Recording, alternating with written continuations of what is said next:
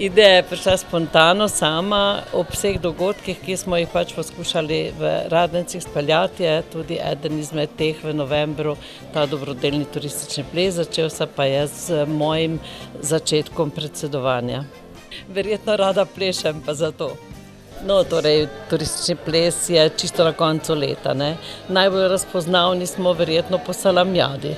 Mi imamo že v marcu veliki projekt, to je salamijada pomurska, tudi mednarodna je, in tako potem nastopamo tudi v tekmovanju na slovenski salamijadi.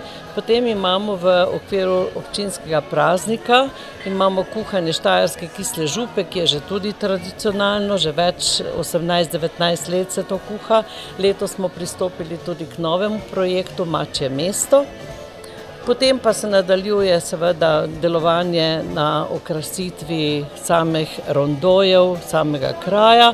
Potem pa je tu že november, kjer se potem trudimo za ta turistični ples in navsezadnje postavljamo naslednji teden tudi smrekvo na veliki rondo. Na malem rondoju pa bomo postavili adventni venec, ki je tudi tradicionalen.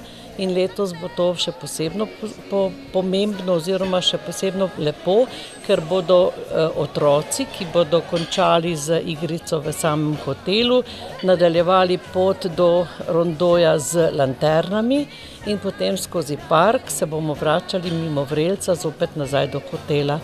In to bo zelo lepo, ker bo teh 135 lantern bo gorelo in otroci bodo to nosili.